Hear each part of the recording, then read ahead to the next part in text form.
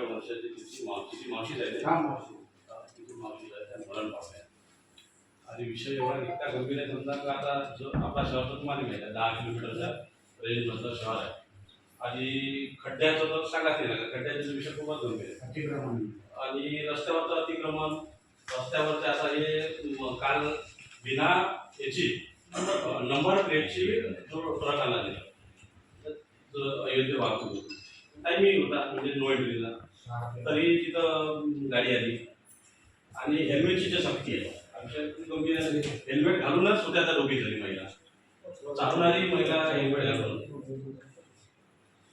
तिचे फोटो मी पाहिजे स्वतः.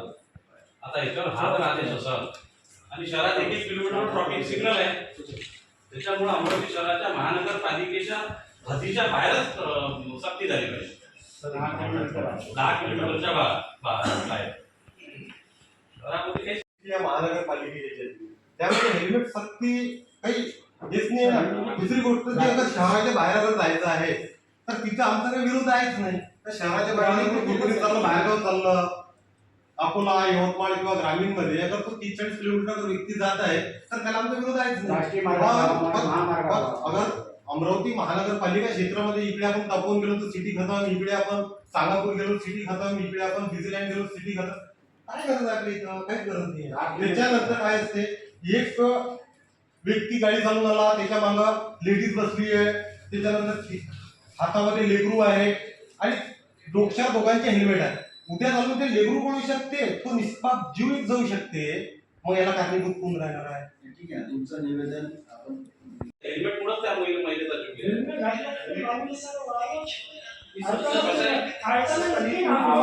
आवाज वाहनाचा जो आहे ना मागून जर एखाद्याने हे वाचवलं तर वाहनाचा आवाज कमी येते त्याच्यामुळे आवाज आणि एकदम राईट मध्ये स्टेप दिसू शकते पण ज्या साईडचा आहे ना दोन्ही साईडचं जे आहे मागचं आणि दोन्ही साईडचं ते एकदम कमी दिसला की ते हेल्मेटची समोर असल्या कारणानं ते स्टेप दिसते. अजून बाजूचं काही दिसत नाही. आवाजही एकदम हॉर्नने वाजवलेला तुमचे आवाजाची गती एकदम कानाची हेल्मेट असल्यापासून आवाजही कमी आहे. काय सांगाल काय विषय होता नेमका आंदोलनाचा? नमस्कार, मी गणेश मारोटकर. आज हेल्मेट सक्तीच्या विरोधात महानगर प्रमुख बंटीभाऊ रामटेके यांच्या नेतृत्वात प्रहार सामाजिक संघटनेने जिल्हाधिकारी कार्यालयावर एक आंदोलन केले. आंदोलन करण्याचे कारण असे की काल ज्या 2 निष्पक्ष ज्या महिलांचा दुर्दैवी अंत झाला त्यांनी हेल्मेट घातले होते परंतु तरी देखील त्यांचा अंत झाला. तसेच अमरावती शहरामध्ये नो एंट्री असताना मोठमोठे जड वाहने अमरावती शहरात येतेच कसे, कोणाच्या देवाणघेवाणीने वाहन अमरावती शहरात येते, यांची कुठली साठगाठ आहे हे सर्व तपासण्याची बाजू आहे. हेल्मेट सक्ती करण्याअगोदर अमरावती शहरातील जड वाहतूक अवैध वसुली बंद करावी.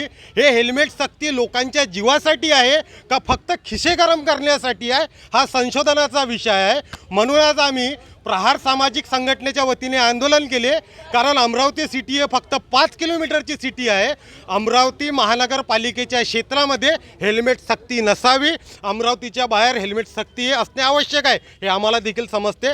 परंतु पहिले रोडचे गड्डे बुजवा, अवैध वाहतूक थांबवा, जड वाहन अमरावती शहरात याचे कसे ते तपासा, वसुली बंद करा, त्यानंतरच लोकांच्या जीवाचा विचार करा. हेल्मेटने जीव वाचणार नसून जीव जाणार आहे. जे रोडवर जे 200 ते 100 रुपयाले जे डुप्लिकेट हेल्मेट जे विक्री सुरू आहे जे मध्ये तुम्ही अगर खाली पडलं तर हेल्मेट फुटतात, अशा हेल्मेटवर पहिले तुम्ही कारवाई का करत नाहीत?